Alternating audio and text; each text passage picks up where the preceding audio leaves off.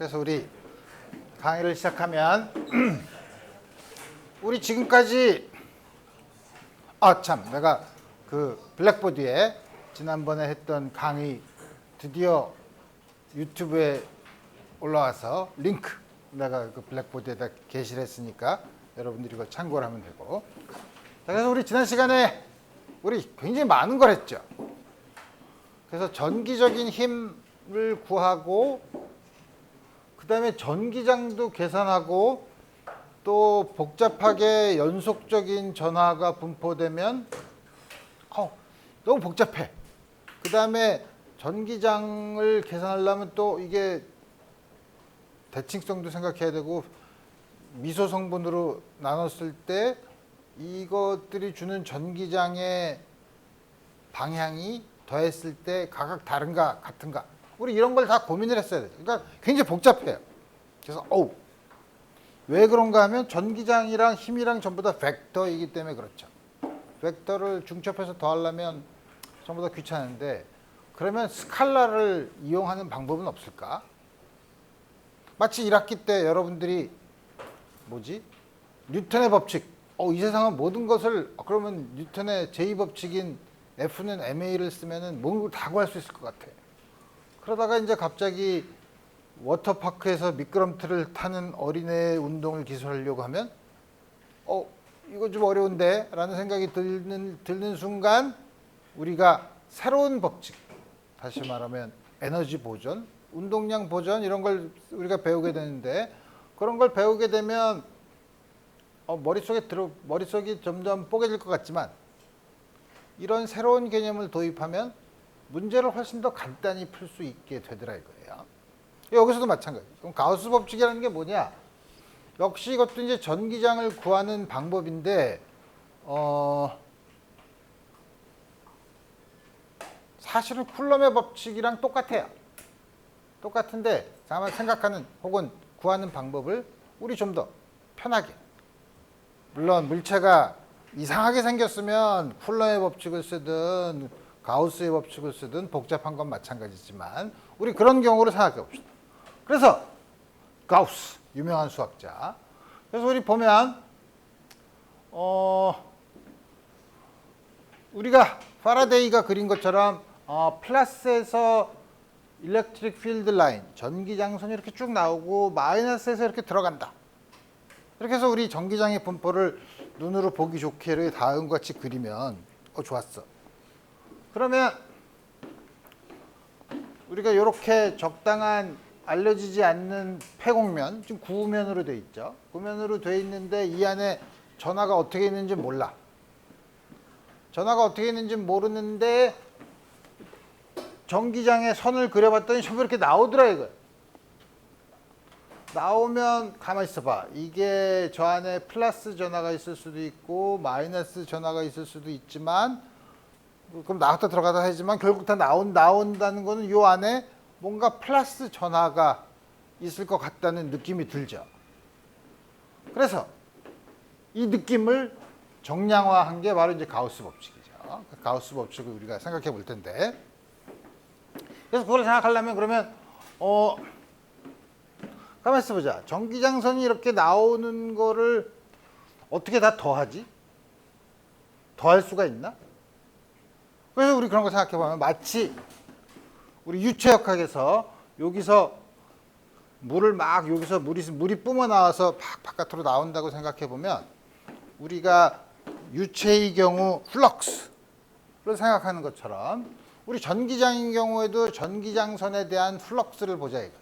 그래서 우리 보면 먼저 공기가 처음부터 막 복잡하게 흐르면 귀찮으니까 일정하게 속도 V로 이렇게 움직인다고 치면 여기요 속도 V 면적이 A야. 면적이 A인데 그 면적이 V의 속도의 수직인 요 면적을 단위 시간당 지나는 공기의 양은 물론 질량인지 부피는 당연히 요거에서 요만큼 간 A에서 단위 시간에 V만큼 이동을 하니까 V 곱하기 A죠. 쉽게 할 수 있죠. 근데 면이 항상 수직인 게 아니라 면을 조금 삐뚤어 놓으면, 면을 삐뚤어 놓는 게 뭐냐면 이렇게 공기가 흐르는데 요거에 수직으로 놓지 않고 이렇게 놓으면 어떻게 된 거야? 가만히 있어 보자. 요 면에 수직인 벡터에 대해서 속도가 세타만큼 돼 있는 경우, 요 경우는 요 면적을 지나는 단위 시간당 요 면적을 지나는 공기의 부피, 당연히 이거보다는 좀 작겠죠. 작을 텐데 얼마나 작냐? 그거는 그러면 요거를 수직으로 나가는 성분만 보면 되니까 V의 코사인 세타, V의 코사인 세타를 곱하면 되지 않을까? A에다가 V의 코사인 세타, 그러니까 A에다가 V의 코사인 세타. 가만히 있어보자. B가 벡터고 코사인 세타면 뭔가 A가 벡터면 A가 수직인, 이것도 벡터라고 하면은 이걸 이렇게 A라는 벡터랑 요거랑 스칼라 프로덕트를 취하면 되지 않을까? 근데 A는 면적이니까 스칼라죠. 그래서 우리 여기 A라는 거에 우리 면적 벡터라는 걸 도입합시다. 어떻게 도입하냐? 크기는 A고 방향은 요 면의 수직인 방향. 물론 이게 꾸불꾸불하면 수직인 방향을 못 정하죠. 그러니까 평면인 경우. 근데 문제가 있죠. 한 면의 수직인 방향은 이쪽도 있고 이쪽도 있잖아. 그거 정하기 어렵죠. 한쪽을 정하면. 그래서 우리 그렇게 정하면 요게 바로 우리 A 벡터. 그러면 B다 돼.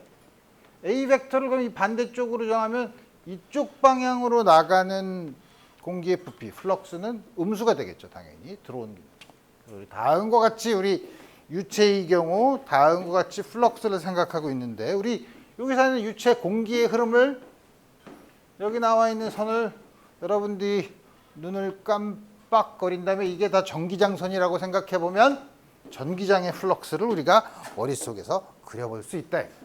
자, 그래서 플럭스를 어떻게 계산하냐? 이렇게 이상하게 생긴, 보는 사람에 따라 다르죠. 이게 뭐처럼 생겼냐? 심장처럼 생겼냐? 심장을 본 적이 있니? 본 적이 있지. 아니면 뭐 악기 중에 뭐 오카리나 뭐 하여튼 이렇게 복잡하게 생긴 다음과 같은 이렇게 닫힌 폐곡면이라고 하죠. 닫힌 폐곡면에 전기장이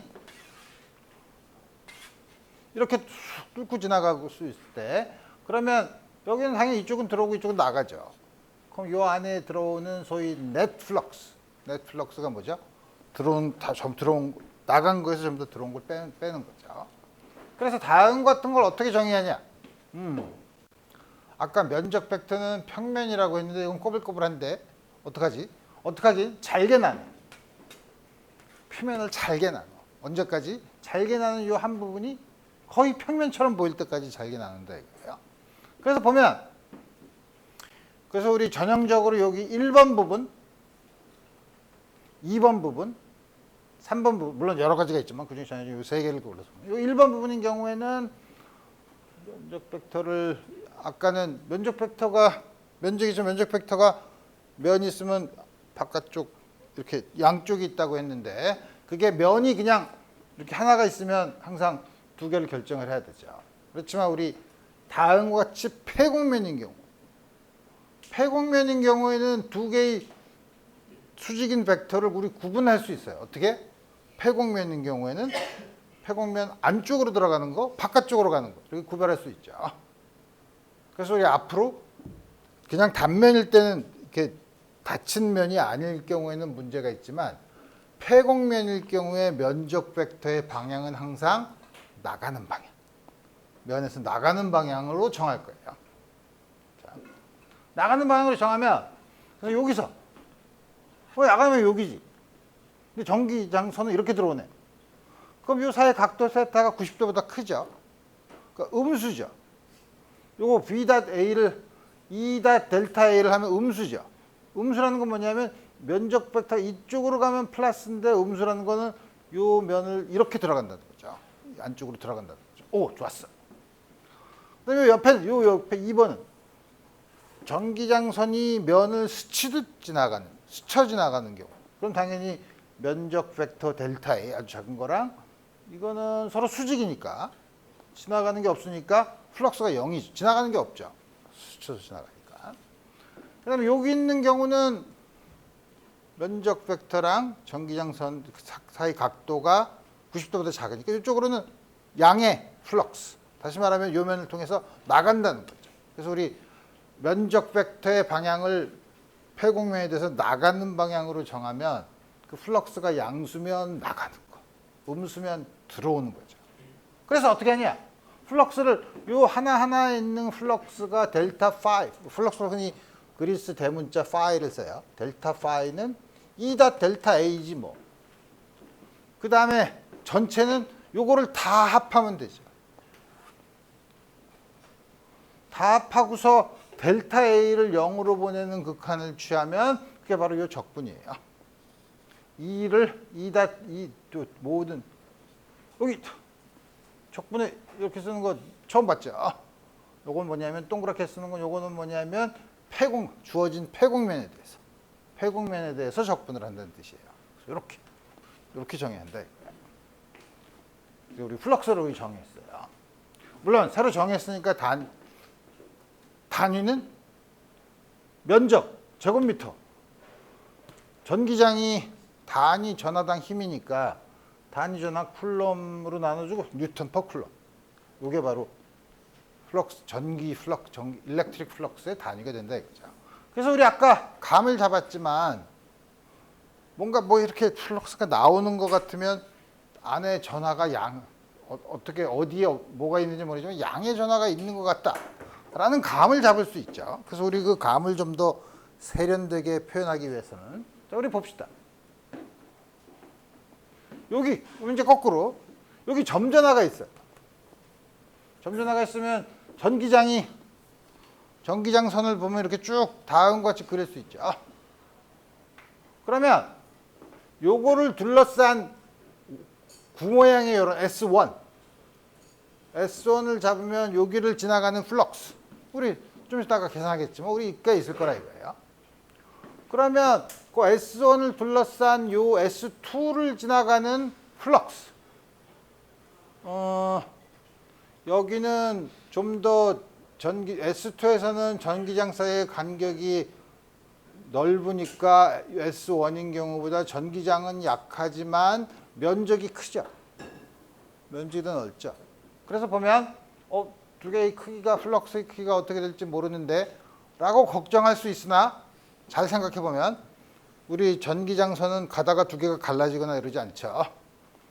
여기서 나오면 S1을 지난 전기장선은 반드시 S2를 지나야죠. 여기서 다른 모든 전기장선에서 다 똑같기 때문에 결국 이거는 나오는 전기장선을 이렇게만 그리나요? 아니면 좀 더 뭐 촘촘하게 더 그릴 수도 있지만 전기장선을 그리면 그 면을 지나가는 전기장선의 개수를 합한 거라고 생각하면 돼요. 그러면 여기를 지나간 건 반드시 여기를 지나가니까 S1에서의 플럭스랑 S2에서의 플럭스 혹은 S3의 플럭스 전부 다 똑같죠. 그래서 우리 플럭스라는 게 그 전기장을 그 면적에다가 곱한 거를 우리 쓰지만 우리 유체역학을 생각해 보면 거기로 얼만큼 지나가냐. 아까 우리 유체역학에서는 공기 분자 하나의 속도를 v라고 하면 그 단위 면적당 몇 개의 분자가 지나가냐. 여기서는 전기장선이 몇 개 지나가냐. 우리 이런 걸로 생각할 수 있죠. 반면에 요거는 그 폐곡면이 전하를 둘러쌌을 경우고 꼭 그렇게만 잡을 수 있나? 폐곡면을 이렇게 잡으면 되지 뭐. 이렇게 잡으면 어떻게 되나? 요걸 지나가는 전기장의 플럭스는 얘기했죠. 들어간 건 반드시 나와야죠.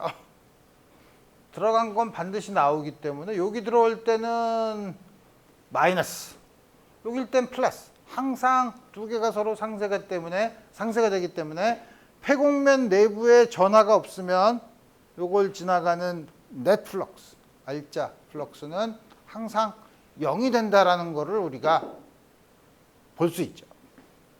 오케이. 이제 점점 감을 잡아가니까 예를 한번 들어봅시다. 다음과 같이 균일한 전기장이 있는데 그 전기장의 방향으로 면적 A 그 다음에 회전축이 전기장의 방향과 같은 나란한 방향으로 있는 이런 원통을 한번 생각해 봅시다. 원통을 그러면 원통에 지나가는 플럭스는 이거를 전부 다 여기 각각 DA를 다 해서 전부 다 해서 더해야지 뭐. 근데 형태가 좀 다르니까 그냥 한꺼번에 계산할 수는 없고 이럴 때는 어떻게 하냐면 이 부분 요 옆면 따로 계산해서 더해주면 되죠. 요거는 A는 E랑 DA가 반대 방향이야. 그러니까 이거 음수죠. 그러니까 이거는 어떻게 되냐면 요걸 계산하면 E가 일정하니까 요거는 E에다가 전부 다 일정하니까 적분을 해주면 그쪽을 A라고 하지 뭐. A 마이너스 다음과 같이 주어지죠. 여기는 E와 DA가 같은 방향이고 E가 일정하면 그냥 이건 E 곱하기 DA를 쓸 수 있고 일정하니까 바깥으로 나오면 면적에 대한 적분을 하면 되니까 A.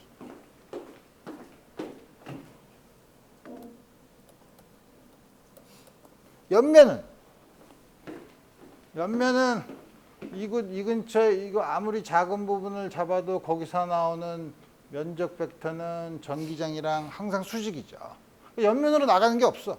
스쳐가 지나가는 거니까. 이게 0이죠.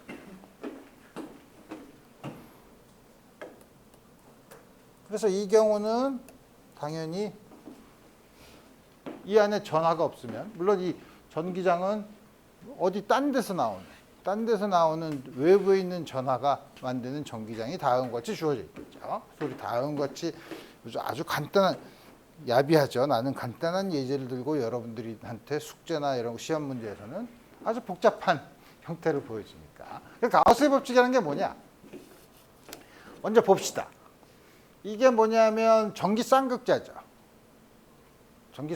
왜냐하면 플러스 전하가 있고 마이너스 전하가 있을 때 우리 지난번에 전기장선이 어떻게 분포되는가를 다음과 같이 봤다 이거예요.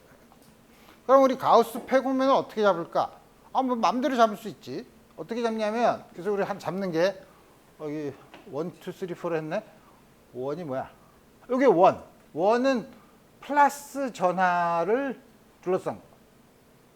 2는 마이너스 전하를 둘러싼 거.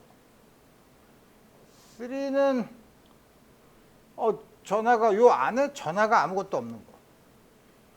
마지막으로 4는 두 개의 전하를 전부 다 둘러싼 다음과 같은 이무의 폐곡면을 생각해 봅시다. 폐곡면이라는 게 안과 밖을 구별할 수 있는 면으로 만든 거죠. S1은 여기서 플러스가 나가니까 이게 나가면 어디서든 조그만 요소를 잡아도 전부 다 플럭스가 양수니까 다 합해도 양수죠. 다 합해도 양수니까 요 안에서는 플럭스가 양수죠. 근데 그 안에 전하가 양수야.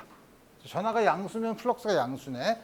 물론 전하가 더 커지면 2배가 되면 플럭스도 2배가 되겠죠. 전기장이 2배가 되니까. 그래서 다음과 같이 오케이. 그러면 마이너스 전하를 둘러싼 거를 보면 전부 들어오네. 전부 들어오니까 플럭스가 음수죠.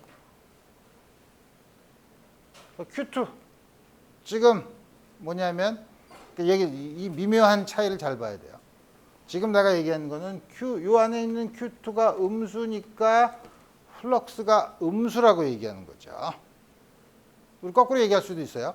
이게 플럭스가 음수면 요 안에 전하가 어쨌든 뭐 이 안에 플러스 전하가 더 여분으로 있을 수 있지만 다 합한 넷 차지 알짜 전하는 음수가 돼야 될 거라는 거죠.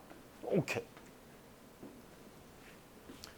그 다음에 마지막으로 여기 S3는 우리 아까 본 것처럼 이렇게 안에 전하가 없으면 들어온 건 반드시 나가야죠. 그러면 플럭스가 0이에요. 그럼 당연히 그 안에 있는 전하가 없죠. 마지막으로 두 개를 다 포함했어. 그 플러스 전하도 있고 마이너스 전하도 있지만 우리 잘 아는 것처럼 넷 차지는 0이죠. 0인 거 어떻게? 여기서도 보면 나간 건 반드시 들어와. 자, 나간 거 이건 안 들어오는 것 같은데요?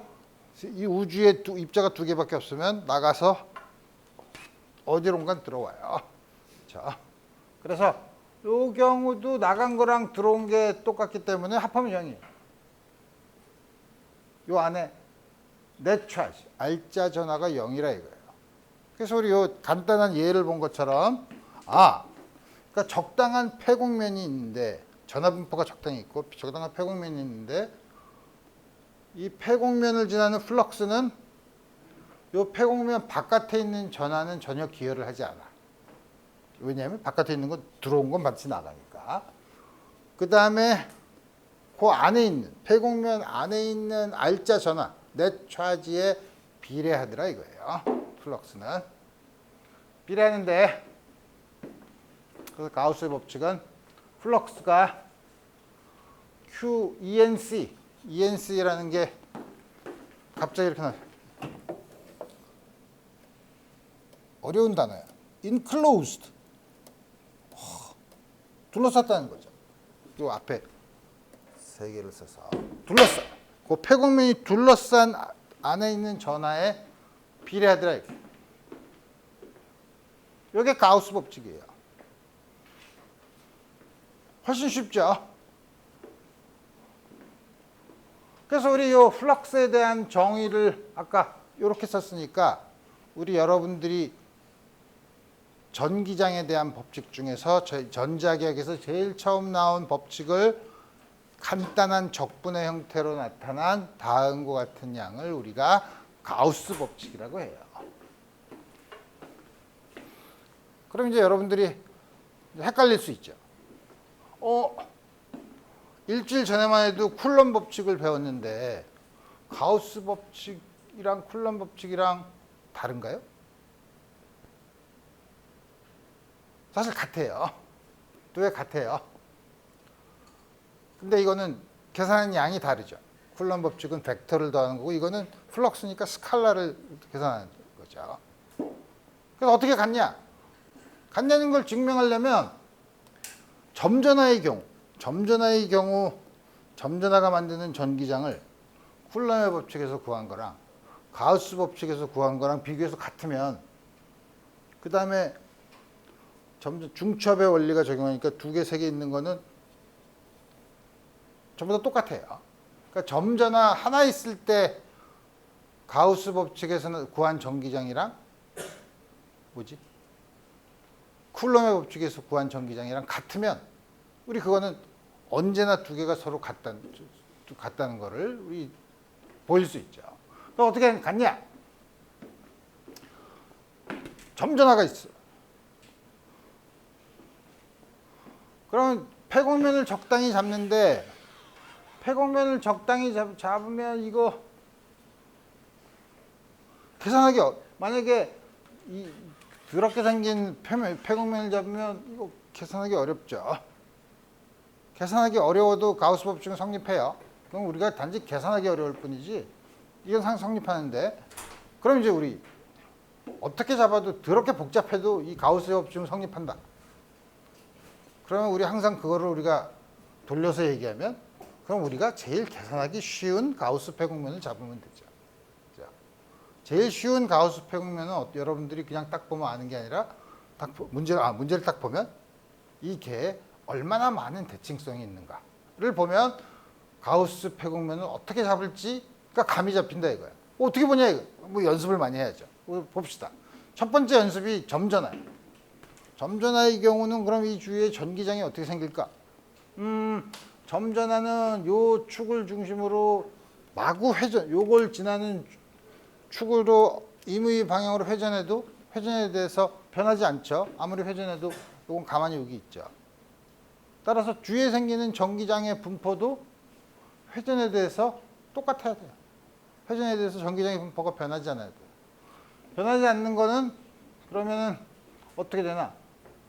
우선 반지름이 요 구의 표면에서는 항상 크기가 똑같아야 돼.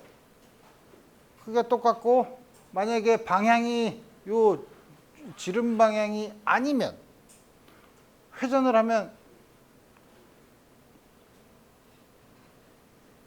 회전뿐만 아니라 우선 회전을 하면 되는 거는 뭐냐면 어떻게 해야 되나? 이게 반지름이 R인 곳에서의 전기장의 크기는 전부 다 같아야 되죠. 왜냐하면 돌렸는데 크기가 다르면 안 되니까. 그 다음에 그러면 방향은 왜 지름 방향이냐? 왜냐하면 또 하나는 뭐냐면 그래서 우리 관심 있는 점이 있으면 그거의 수직한 평면, 수직한 면에 대해서 뒤집어도 시스템이 변하지 않죠. 혹은 요거에 대해서 이렇게 바꿔도 변하지 않죠. 근데 전기장이 지름 방향이 아니라 옆으로 돼 있으면 이렇게 바꾸면 이쪽으로 가죠. 걔는 시스템은 변하지 않는데 전기장이 마구 변할 수 없죠. 그래서 전기장은 항상 중심에서 나가는 방향, 물론 플러스는 나가고 마이너스는 들어오겠지만 하여튼 지름 방향, 레디얼한 방향으로 나가고 반지름이 R인 곳에서는 전부 다 크기가 같아야 된다는 거를 대칭성에 의해서 알 수 있다.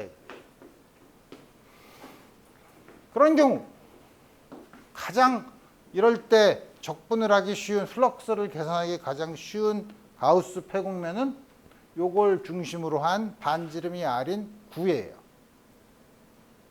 왜 그러냐면 구가 되면 여기 임의의 면적, 작은 면적은 dA.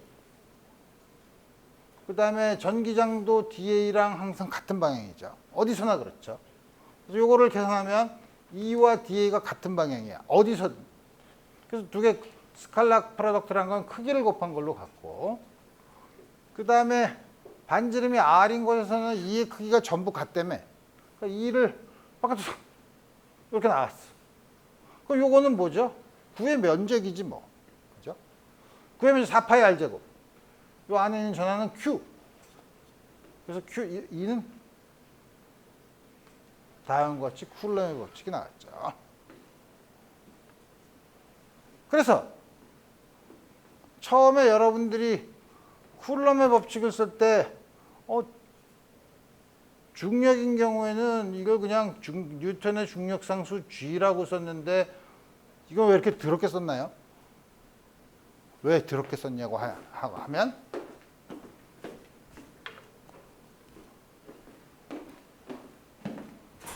가우스 법칙을 예쁘게 쓰고 싶어서 그래요. 이건 예쁘죠? 4파이도 없고 그렇죠? 아주 간단하게. 우리 이거도 외우기 쉽다 이거예요. 그래서 다음과 같이 쓰려고 상수를 그렇게 정했다는 거죠. 그래서 여러분들이 사실 이 가우스의 법칙은 임의의 가우스 폐곡면에 대해서 항상 성립하지만 우리가 그거에서 유용한 정보, 다시 말하면 전기장을 구하기 쉬우려면 우리가 좀 대칭성이 많고 그래서 우리가 표면을 가우스 폐곡면을 잘 선택해서 플럭스를 계산하기 쉬운 가우스 폐곡면을 잡는 게 중요한 이슈죠. 만약에 복잡하게 생겼으면 이 플럭스를 계산하는 게 굉장히 어려워요. 그거는 꼭 가우스 법칙뿐만 아니라 여러분들이 그렇죠. 예를 들어서 9의 부피, 반지름이 R인 9의 부피. 계산하기 쉽죠. 구하기 쉽죠. 한 변의 길이가 A인 정육면체의 부피. 그렇지만 아무렇게나 생긴 돌덩어리, 왜 부피? 이건 계산하기 어렵죠. 물론 물에다가 집어넣어서 부력을 측정하면 부피를 계산할 수 있지, 쉽게 측정할 수는 있지만 어쨌든 물체가 더럽게 생기면 항상 인생은 지저분하게 되는 거죠. 그래서 대칭성이 많은 경우는 우리가 가우스 법칙에 의해서 훨씬 더 전기장을 쉽게 구할 수 있는데 왜냐하면 벡터에 대한 방향을 고려하는 게 아니라 스칼라를 우리가 계산하면 되는 겁니다. 가우스는 현명한 선택, 대칭성을 잘 본다. 두 번째, 대칭성을 고려해서 요 E.dA, 작은 미소 면적에 대한 플럭스를 계산하기 쉬워야 됩니다. 그리고 계산하면 되는 거죠. 그래서 우리 다음 같은 말은 쉬운데 어떻게 하라는 거야? 그래서 우리 앞으로 여러 가지 대칭성이 많은 시스템에서 전기장을 한번 구해봅시다. 구하기 전에 우리 지난번에 도체에서 도체 전하를 뿌리면 도체 이렇게 외부에만 존재한다고 했죠? 외부에만 존재한다고 한 거는 가우스 법칙을 이용하면 아주 쉽게 증명을 할 수 있어요. 어떻게 증명하냐?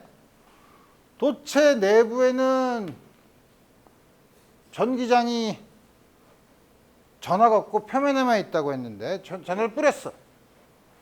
그럼 어떻게 돼? 이 안에 전기장이 0이죠. 왜? 전기장이 0이. 전기장이 있으면 우리 금속은 그 안에 도체를 전하가 있으면 전기장이 있으면 바로 움직이는 게 도체라 그랬죠. 그 요 안에 전하가 있으면 전기장이 있으면 이 안에 전하가 있으면 바로 움직여. 움직여서 어떻게 되냐면 요 안에 있는 전기장이 0이 되더라. 다시 말하면 도체는 도체 내부의 전기장이 0이 되는 어떤 일이 벌어져도 내부의 전기장이 0이 되는 물질을 우리가 도체라고 얘기해요. 그러면 전기장이 0이야. 알았어. 그러면 여기다가 임의의 가우스 폐곡면을 잡아.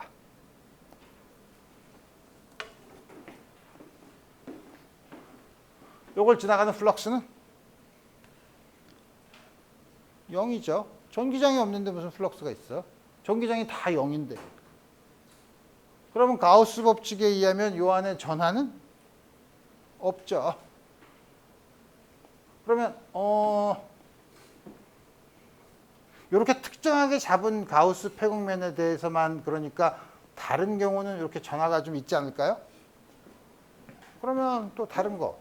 그래서 우리 항상 안에 없다고 했을 때 이게 아니라 또 다른 임의의 이걸 잡았을 때 요 안에 있는 전하는 역시 없죠. 왜냐하면 플럭스가 0이니까. 알짜 전하가 없죠. 그래서 그래? 그러니까 도체 내부에는 전하가 없네. 그러면 가우스 폐곡면을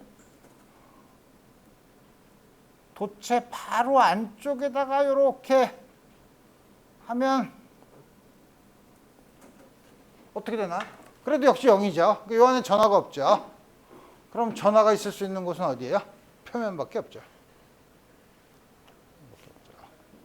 그래서 지난번에 아니 그럼 도체 안에 구멍을 이렇게 뚫어 놓으면 그리고 전하를 뿌리면 표면에만 존재한다는데 표면이 여기도 바깥쪽 표면, 요건 안쪽 표면인데요.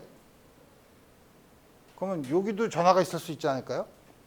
그냥 밀어서 가잖아 라고 얘기하지만 가우스 법칙을 쓰면 여기서 요것처럼 요 안쪽 구멍에 아주 가까운 가우스 폐곡면을 이렇게 잡으면 요걸 지나가는 플럭스는 0이죠. 왜냐하면 가우스 폐곡면은 금속 도체 내부에 있으니까. 그러니까 이 안에 있는 전하는 없죠. 그렇죠?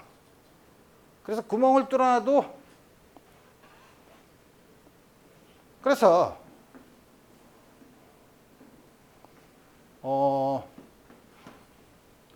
여기 구리라고 했지. 구리로 이렇게 만들어서 전하를 뿌린 다음에 주위에 전기장을 보내게 하고 싶다 하고서 여러분들한테 이거를 만들어서 납품을 해라 라고 하면 여러분들은 이렇게 납품하면 바보죠.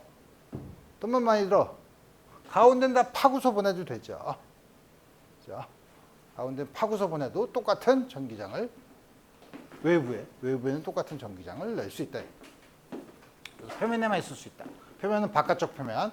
그다음에 전기장의 방향은 표면의 수직이라는 거죠. 표면에 항상 수직.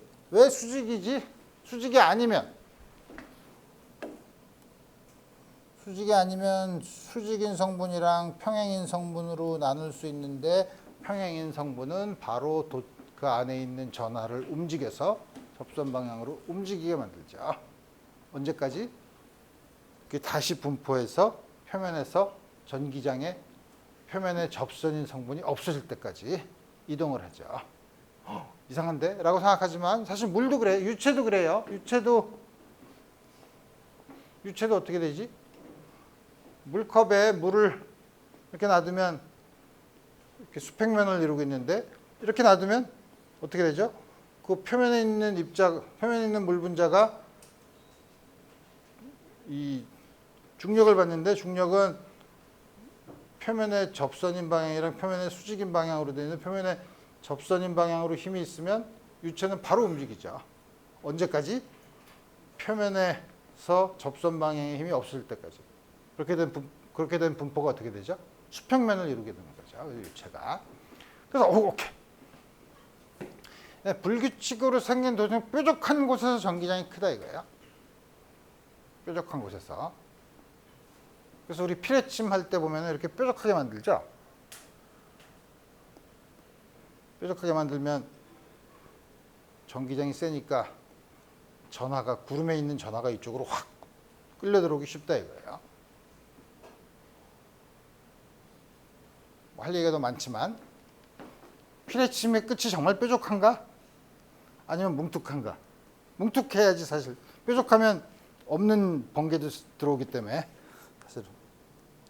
어쨌든 자, example. 요게 도체야. 반지름이 R인 도체야. 요 안에 마이너스 전하를 중심에서 2분의 R만큼 떨어놨을 때 외부의 전기장은?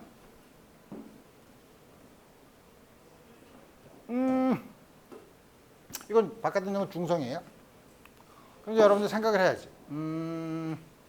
요게 마이너스 전하니까 요 안에 플러스 마이너스 전하가 균형을 이루고 있지만 마이너스 전하는 바깥으로 밀려나고 플러스 전하는 안쪽으로 잡아당기겠죠. 그래서 전기장의 분포가 아주 이 안에서는 좀 복잡하죠. 이게 만약에 중심에 있다면 아주 대칭적인 분포가 될 거예요. 중심에 있지 않으면 이쪽엔 플러스 전하가 좀 더 많이 모일 테고 이쪽에 좀 덜 모이겠죠. 여기 전기장은 좀 구하기가 좀 어렵긴 하지만 바깥은 어떻게 나가 봅시다. 바깥에서는 그러면 마이너스 전하도 이쪽에 좀 더 많이 밀려서 이쪽이 적고 이쪽이 많은가? 그런가? 생각해 보면 좋아. 그럼 가우스 폐곡면을 도체 내부로 이렇게 잡아봐. 이거 빨간 선. 9를 단면으로 본 거지만 이렇게 잡으면 이 안에서는 도체 내부에서는 전기장이 0이죠. 0이니까 요걸 지나는 플럭스는 0이죠. 플럭스가 0이라는 건 뭐예요? 요 안에 있는 R자 전하가 0이죠. 그건 뭐냐면 요게 마이너스 전하면 요 플러스 전하를 다 합하면 요거랑 상쇄시킨다 이거예요. 그만큼 전하가 와요. 전하 분포는 좀 복잡해요. 그러나 여기서는 0이죠. 전기장이. 그럼 바깥에 있는 마이너스 전하는 안에 무슨 전하가 있는지 전혀 모르죠. 전하가 없는 거랑 똑같죠. 그러니까 마이너스 요 안에 플러스 전하는 불균일하게 이쪽이 더 많이 분포하게 되지만 마이너스 전하는 밖에서 균일하게 분포해요. 균일하게 분포하면 균일한 들어오는 전기장이 있죠. 소위 껍질 정리처럼 바깥에 균일한 게 있으면 이 R제곱분의 1에 비례하는 힘이니까 요거는 바깥에서 보면 요게 마치 중심에 있는 것처럼 전기장이 작용하죠. 그러니까 다시 말하면 바깥에서 이 안에 전하를 두면 요 안쪽 전기장은 이거를 어디에 두느냐에 따라서 전기장의 분포가 복잡해질 수 있지만 밖에서 볼 때는 이게 어디 있어도 마이너스 전하가 실제로 어디 있어도 어디 상관없이 항상 요 전하가 중심에 있는 것처럼 바깥에서는 전기장이 작용해요. 오케이. 자, 그래서 이제 예를 들어 봅시다. 물론 이거 도체인 경우에만 그래요. 부도체, 절연체는 전하를 붙여놓으면 움직이지 않으니까 이건 그런 일이 벌어지지 않죠. 자, 그러면 이제 우리 선전하. 거리 R인 점.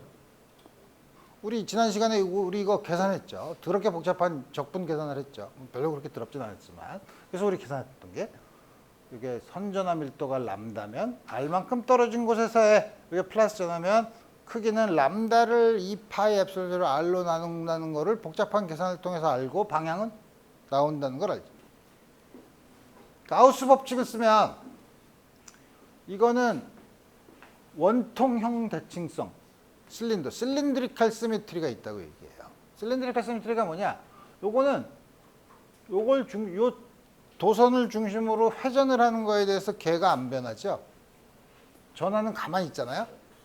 그러니까 주위에 있는 전기장의 분포도 요걸 이렇게 도는 거에 대해서 돈다는 걸 전혀 몰라야 돼. 그죠? 이게 원통형 대칭 실린드리칼 시메트리가 있어야 되죠. 또 하나는 이거를 이렇게 뒤집어도 걔가 변하지 않죠. 그러니까 이렇게 바꾸는 거에 대해서 대칭성이 있어야 돼요. 그럴 수 있는 유일한 방법은 요 점에서 이쪽 성분이 요 축에 수직인 성분이 아니라 수직으로 약간 밑으로 내린 성분이 있으면 이거를 이렇게 돌리면 위로 올라가는 성분이 되죠. 그러면 안 되죠. 그래서 이걸 이렇게 이렇게 뒤집는 거에 대해서 변하지 않으려면 전기장은 여기서부터 나가는 방향이어야 돼요. 그 다음에 요걸 중심으로 회전을 했는데도 변하지 않으면 반지름이 같은 곳에서는 전기장의 크기가 전부 같아야 돼요. 대칭성을 가지고 있으면 우리가 실제로 계산하지 않더라도 전기장의 성질을 다음 같이 알 수 있다 이거예요. 뭐가 좋죠. 그래야만 이제 가우스 법칙을 쓰기가 쉽지. 그러면 플럭스를 계산하기 좋으려면 전기장이 일정하고 반지름이 R인 경우에 전기장이 크기가 일정하면 되잖아. 그래서 반지름 R, 높이 H, 이 원통을 생각해 보자. 이 원통을 생각해서 이 원통에 대해서 가우스 법칙을 적용하면 요 작은 면적 요소에 대해서 dA와 E는 항상 서로 같은 방향이죠. 이쪽 윗면이랑 윗면은 dA랑 전기장의 방향이 항상 수직이니까 윗면과 밑면을 지나가는 플럭스는 없죠. 여기 플럭스는 파란색으로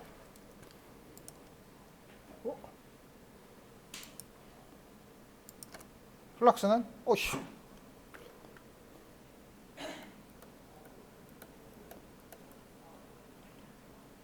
원래는 이거를 계산해야 되지만 아까 말한 것처럼 위아래로 내려가는 건 없고 옆에는 E가 어디서나 다 똑같은 E와 DA가 항상 서로 평행이고 E를 앞으로 내놓은 다음에 요거 면적을 계산하면 되니까 면적은 원통의 옆면 넓이죠. 원통의 옆면 넓이는 둘레에다가 2파의 R에다가 H 높이를 곱하면 돼. 이게 아까 뭐라 그랬죠? 요 안에 있는 전하를 에플silon 제로로 나눈 거죠. 가우스 법칙은 다음과 같이 쓸 수 있죠. 그러니까 전하는 선전함 밀도가 람다니까 단위 길이당 전하가 람다가 있는데 길이가 h니까 람다 h지. 그래서 양변에서 이게 상수가 돼서 2는 람다 2파이 엡실론 제로 r. 크기를 구했죠. 여러분들이 한테 다음과 같은 도선에서 r만큼 떨어진 곳에 전기장을 구해라. 전기장은 벡터예요. 크기는 이거, 방향은 축에서부터 나오는 방향으로. 이 두 가지를 다 얘기해요. 그렇지만 우리 지난 시간에 이거를 적분했던 복잡한 거보다 세 줄로 풀었어. 우리 훨씬 더 간단하죠. 그 다음에 표면 전하. 이거는 무한히 넓은 평면 위에 면전하 밀도가 시그마, 단위 면적 당시 시그마로 균일하게 돼 있는 경우, 물론 이 세상에는 무한대라는 게 없죠. 그렇지만 넓은 판이 있으면 아주 가까이 갔을 때 넓다고 생각해 보면 이 경우도 우리 지난번에 했었죠. 어떻게 했냐면 균일한 원판에 대전된 원판에서 Z만큼 떨어진 곳에 전기장을 구한 다음에 Z를 반지름보다 아주 작은 극한으로 갔을 때 우리 요거 구했죠. 자, 가우스 법칙을 쓰면 가우스 폐곡면을 어떻게 잡냐면 대칭성을 생각해 봐야지. 이건 무슨 대칭성이 있나? 이것도 역시 판을 이렇게 뒤집으나 이렇게 뒤집으나 하여튼 막 이걸 XY 평면이라고 하면 XY 평면에 있는 이무의 축에 대해서 뒤집어도 걔가 변하지 않죠. 뒤집는 거에 대한 대칭성이 있죠. 그 다음에 또 하나는 이 면 XY 평면에서 이무로 평행 이동을 해도 걔가 변하지 않죠. 그러니까 이 전기장은 이걸 이무의 XY 평면 위에 있는 이무의 축에 대해서 뒤집거나 평행 이동을 하는 거에 대해서 전기장은 변하지 말아야 돼요. 그럴 수 있는 유일한 방법은 면의 수직인 방법입니다. 면의 수직이 아니면 이걸 뒤집으면 전기장이 이렇게 돼야 되죠. 그럴 수 없죠. 면의 수직이어야 돼. 면의 수직이고 그 다음에 판을 막 이동해도 똑같아야 돼. 그러려면 어디서나 똑같아야 되죠. 다만 여기서부터 떨어진 거리에 의존하느냐 하는 건 명확하진 않아요. 거리에 의존해도 돼요. 그건 우리 명확하지 않죠. 그래서 우리 폐곡면을 어떻게 잡냐면 요 안에 요만큼이 있는 일부가 있는 원이 있는 요 원통을 생각해.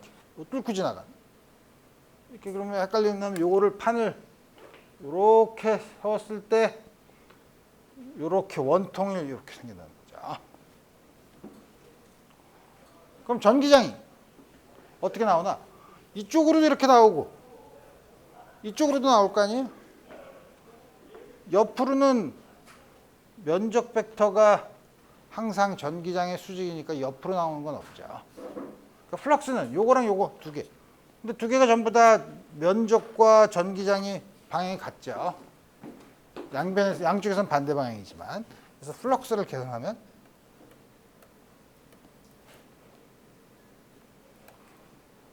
EA의 2배야. 이게 엡실론 제로분의 Q. Q는 면적 A에다가 면전화 밀도를 곱하면 되죠. 여기서 A가 서로 없어지니까 E는 2배 엡실론 제로분의 시그마. 다음과 같이 간단하게 구할 수 있죠. 앞에서 이거 우리 원판으로 해서 극한을 취한 것보다 두 줄로 다음과 같이 전기장을 구할 수 있다. 자, 그래서 그림이 복잡한데 위에 거는 생각하지 말고 밑에 거만 먼저 생각해 봅시다. 밑에 거만 먼저 생각해. 밑에 거 위에는 도체인 경우고 밑에는 절연체인 경우예요. 절연체인 경우는 어떻게 되죠? 전화를 두면 외부에서 판을 갖다 놔도 전화의 분포가 바뀌지 않죠. 그때는 여기는 표면 전화 밀도가 시그마 플러스는 시그마 마이너스로 주어진 판이 있으면 전기장은 어떻게 되냐?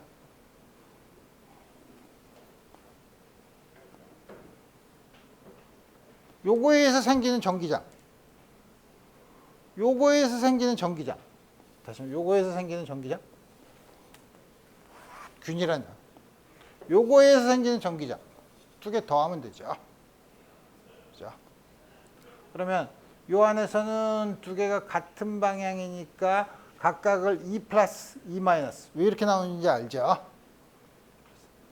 그래서 여기서는 요거를 두 개가 같은 방향이니까 이 안에서는 둘 커지고 요거는 반대 방향이니까 작지만 왜 크게 갖고 다음과 같이 주어지죠. 크게 갖고 방향이 반대인 다음과 같이 주어진다.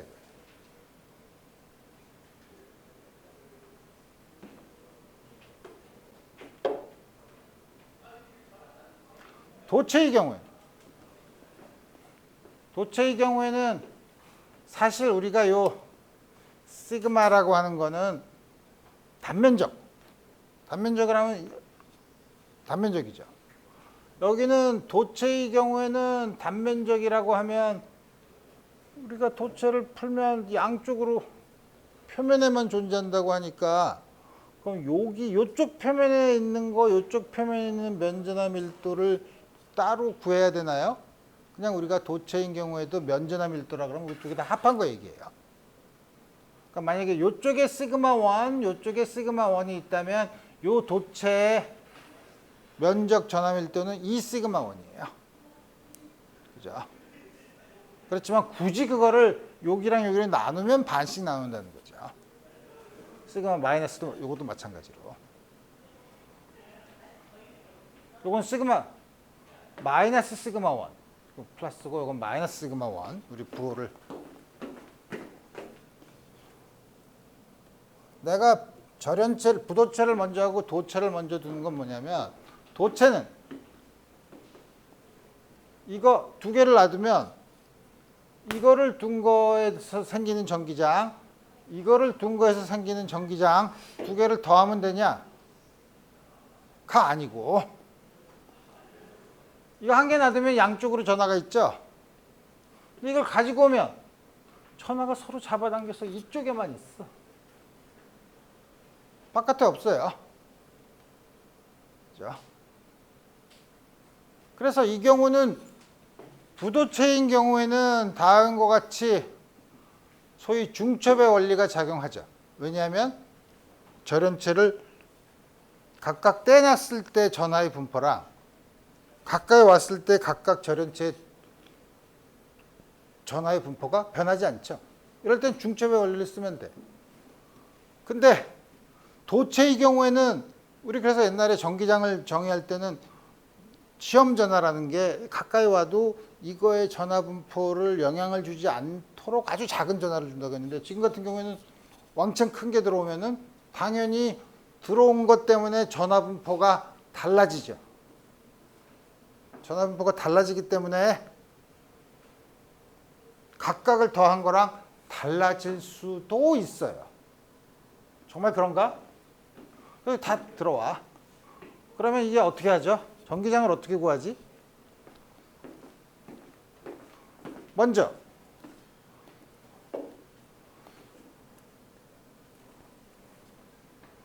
어떻게 구하나?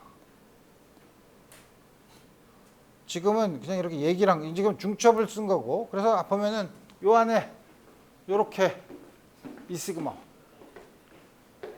들어와서 바깥은 0, 가운데는 요거에 의해서 생기는 전기장인데 이렇게 하면 말로만 하면 여러분들이 헷갈리니까 근데 우리 앞에서 가우스 법칙을 배웠잖아. 그럼 이거 가우스 법칙으로 유도할 수 있나?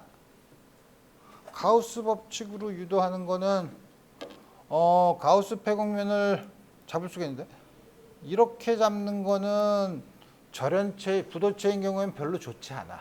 왜냐하면 부도체인 경우에는 이 안에 전기장이 0이 아닐 수도 있죠. 근데 여기서는 잘 몰라. 그러니까 가우스 폐곡면이 이때는 바깥으로 하는 게 좋을 것 같은데 그러면 요렇게 잡으면 이렇게 잡을 수 있죠.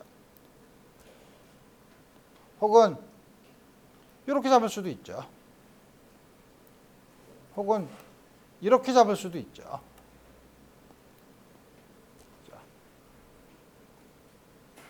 그래서 어떻게 잡는 게 가장 그럼 어떤 게 잡는 게 좋은데?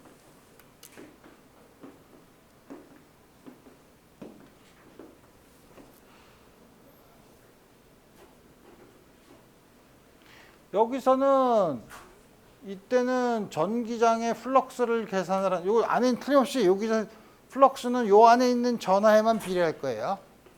근데 전기장의 플럭스가 이쪽에 흐른 전기장, 이쪽에 생기는 전기장은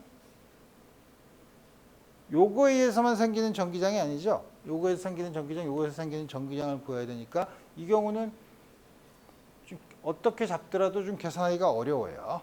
그렇죠? 다음과 같이 주어진 경우에는 이 전하 두 개가 뭐 예를 들어서 같다거나 크기가 같다거나 하면 대칭성이 많이 있지만 일반적으로는 이렇게 가우스 법칙에서 계산하기 어렵고 이 경우는 요 바깥에가 0이라는 건 우리 쉽게 계산할 수 있죠. 왜냐하면 가우스 폐곡면을 어떻게 잡냐면 거기서도 구하기가 어렵나? 구할 수 있지. 이때는 가우스 폐곡면 중에 일부를 이렇게 집어넣어 도체 안에다가 이렇게 집어넣어서 계산할 수 있어요. 자, 도체 안에서 집어넣고 계산하면 이 가우스 폐곡면에 생기는 플럭스는 이 안에 전기장 0 여기도 옆면 전기장 0. 여기 나오는 거 이쪽으로 나오는 전기장밖에 없죠. 근데 여기 플럭스가 안에 있는 R자 전하가 없죠. 이쪽으로 나오는 전기장이 플럭스가 0이니까 전기장이 여긴 0이어야 된다는 거죠. 그래서 이 경우는 여러분들이 전하가 전부 다 안으로 싹 다 몰려오고 바깥쪽 표면에는 전하가 없구나.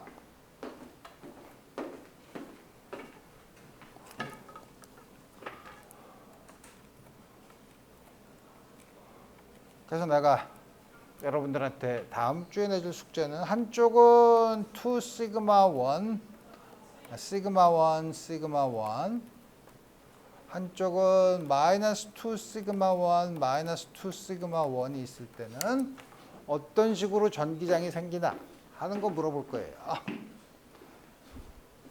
이러면 틀림없이 가운데로 전하가 몰리죠. 가운데로 전하가 몰리는데 다 못 몰리잖아. 그죠? 왜냐하면 가우스 패곡면을 요렇게 잡았을 때 요 안에 플럭스가 0이죠. 옆면으로 나가는 거 없고 이쪽은 전기장 0, 이게 플럭스가 0이죠.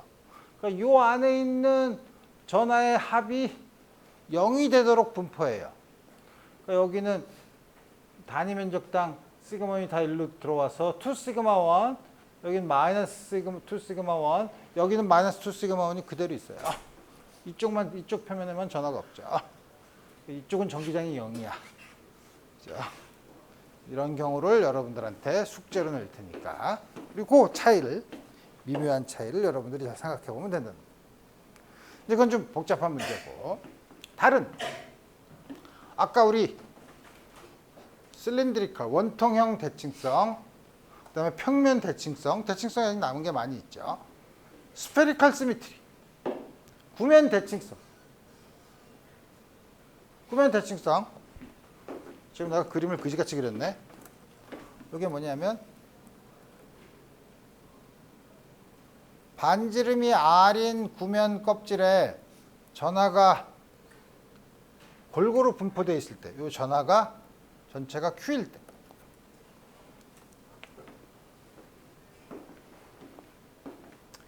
요 껍질 안쪽에서의 전기장, 바깥쪽에서의 전기장을 구하라는 거죠. 이거 구면 대칭성이, 구면이라는 게 스페리컬, 스피어가 공이니까 스페리컬 시미트리가 있다고 하는데, 스페리컬 시미트리가 뭐죠? 이무의 축에 대해서 원점 중심을 지나는 이무의 축에 대해서 이무의 각도로 회전시켜도 걔가 변하지 않죠.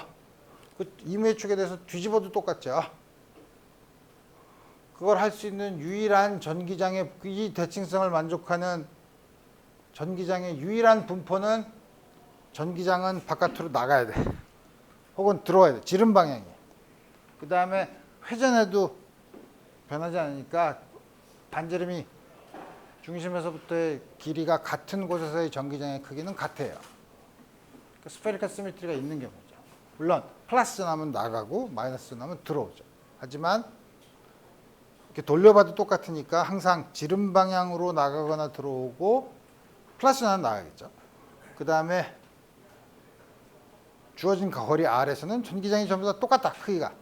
그러니까 당연히 가우스 패고 이걸 이 대칭성을 이용해서 플럭스를 계산하기 가장 좋은 표면은 이걸 중심으로 한 구면이에요. 스피어죠. 그래서 근데 이거는 이게 있으니까 안쪽과 전하가 있는 거에 안쪽과 바깥쪽을 구별해서 해야 되죠. 그래서 바깥쪽 R이 R보다 클 때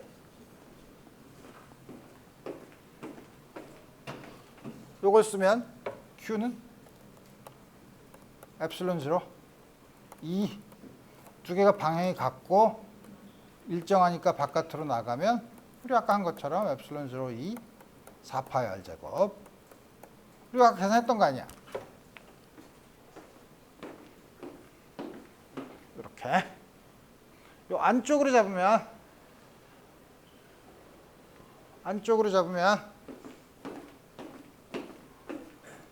이게 0이죠. 그러니까 2가 0이죠. 자.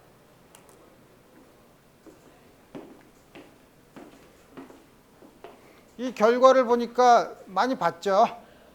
뭐죠? 구면에 균일하게 전하가 분포되어 있는 경우, 바깥에 있을 경우는 그 모든 전하가 구의 중심에 있는 것처럼 작용한다. 구면 전하의 안쪽에 있을 때는 서로가 상쇄돼서 안쪽의 전기장은 0이다. 어디서 많이 들어봤죠? 지난학기 중력일 때 쉘 티어렘, 껍질 정리할 때랑 똑같아요. 껍질 정리를 가우스 정리를 이용해서 아주 쉽게 증명할 수 있습니다. 다음과 같이. 근데 이거는 왜 나왔냐? 이게 R제곱분의 1의 힘일 경우에는 항상 이걸 쓸 수 있어요. 왜냐하면 R제곱분의 1, 이거 잘 봐요. 2가 R제곱, 이 면적은 멀리 지나가면 면적은 중심에서부터의 거리 R제곱에 비례하죠. 요건 R제곱분의 1이죠. 전기장이 점전화일 경우 R제곱분의 1이어야 이 플럭스가 거리에 상관없이 항상 일정해요. 다시 말하면 보존되는 양이 생겨요. 요게 항상 요게 보존되는 양이 생긴다 이거예요. 그래서 자연계는 아주 묘하게 돼 있죠. 보존되는 양이 있어. 전하가 있으면 반드시 보존되는 양 사이에 작용하는 힘은 R제곱분의 1이어야만 돼. 전기적인 힘도 그렇고 중력도 그렇죠. 질량이. 그래서 우리 요 가우스 쉘 티어렘 다음 같은 결과는 그게 전기적인 힘이든 중력이든 그 점전화 혹은 점 입자 사이에 힘이 R제곱분의 1이면 항상 껍질 정리가 성립한다. 이거 알면 앞으로 여러분들 인생이 굉장히 행복해지죠. 이거 뭐야? 아, 전기장의 분포. 오씨, 전기장의 분포. 자, 안에서는 0, 바깥에서는 점전화에 의한 전기장. 다음과 같이 주어진다. 좋았어. 그러면 오씨. 그러면 아까는 껍질이었는데 껍질이 아니라 속에까지 반지름 라지알인 속에까지 꽉 찬 균일한 전하가 균일하게 분포된 이렇게 말하는 순간 여러분들은 이 물체는 도체가 아니라는 걸 알아야 돼요. 도체면 균일하게 분포하지 못하죠. 그렇죠? 균일하게 분포가 돼 있을 때 전기장은 어떻게 되냐? 이제 계산하면 어떻게 되나? 역시 이것도 구면 대칭성. 스페리컬 시미트리가 있으니까 요 안에서든 밖에서든 전기장은 지름 방향일 테고 전기장의 크기는 중심에서부터의 거리가 같으면 항상 크기는 같다는 사실을 아니까 여기서도 가우스 패공면은 공의 중심에 대해서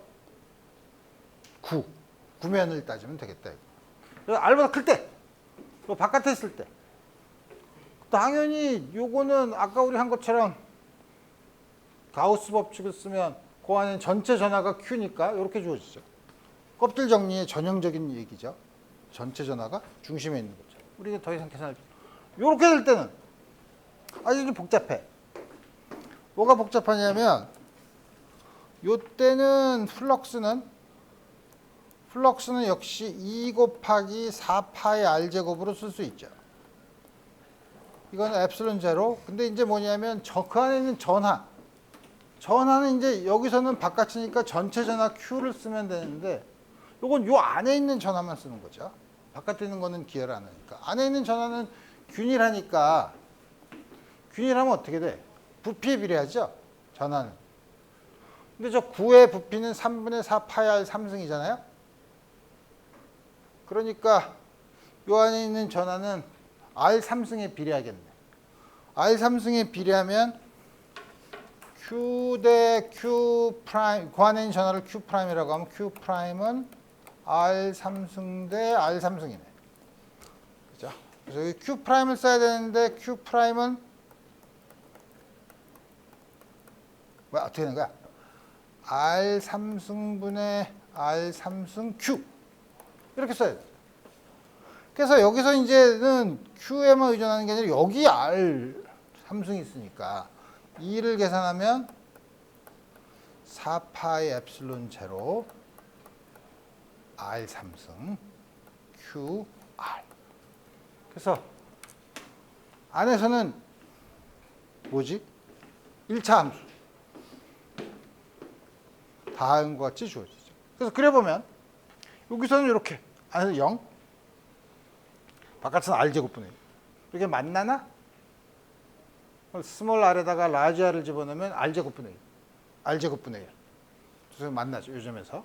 만나는 값이 얼마냐면 4파이 엡실론 제로 라지 R제곱분의 Q가 되는 거죠. 다음과 같이 구할 수 있다. 문제. 무한히 길게 있지만 요것도 이거 면전화 밀도로 해야 되나? 아니 그게 아니라 무한히 긴 원통의 껍질이 반지름이 R인 원통의 수도관이라고 생각하면 되죠. 여기 표면에 단위 길이당 람다가 있어. 전화가. 그럼 전기장은 이제 여러분들이 이제 연습을 많이 했으니까 요건 실린드리칼 시메트리가 있구만. 원통형 대칭성이 있으니까 가우스 폐곡면은 요걸 중심으로 한 원통으로 잡으면 돼. 근데 여기 전화가 있으니까 원통의 반지름이 RGR보다 작은 경우, 큰 경우로 나눠서 하면 되겠네. 그래서 우리 하면 첫 번째 R이 R보다 작을 때 가우스 폐곡면을 이렇게 높이가 H로 잡으면 그럼 어떻게 되는 거야? 얘는 0이네. 왜냐하면 전화가 없으니까. 그죠?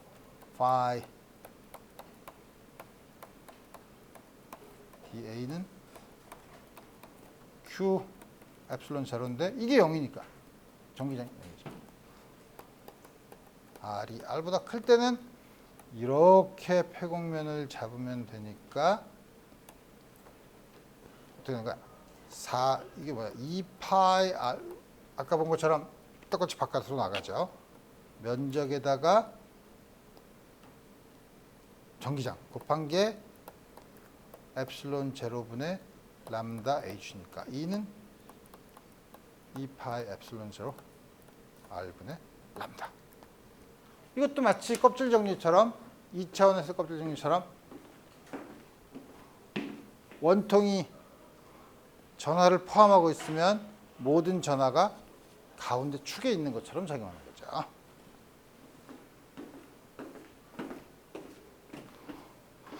이게 도체야. 이게 도체고 이번에는 반지름 R1, 반지름 R2, 바깥쪽 반지름이 아주 얇다고 생각해요. 안쪽에 Q1, 바깥쪽에 Q2가 있는 도체라고 해봅시다. 도체라고 하면 그럼 Q1은 이 표면에만 존재하겠죠. 이쪽 표면에도 존재할 수 있지만 그럼 이쪽에서 전기장이 이 근처로 오면은 꼭 이렇게 되지 않고 이쪽에서는 막 이렇게 막 튀어나오는 게 막 있죠. 그러니까 이건 사실 더러워요. 무한하지 않으면. 그런 걸 우리가 소위 모서리 효과라 그래요. 모서리. 영어로는 엣지가 모서리. 엣지 이펙트라고 해요. 근데 우리 그냥 이것도 그런 걸 무시하고 전부 다 그냥 거기서도 전부 다 이렇게 지름 방향으로 된다고 하면 쉽지 뭐. R이 R1보다 작을 때는 가우스 폐곡면을 이렇게 잡으면 도체 내부에서는 전기장이 0이잖아. 0이야. R이 R1보다 크고 R2보다 작으면 요거잖아. 요거 그대로 쓰면 되죠. E는 2파이 엡실론 제로분의 R. 이렇게 곤란한데? 이렇게 쓰기 곤란한데? 이제 봐야지. 2파이 R L의 이거는 플럭스는 전체 Q1 엡실론 제로니까 E는 2파이 엡실론 제로 R Q1 나누기 L이네. 여기 선전화 밀도로 주어지죠. 쉽네.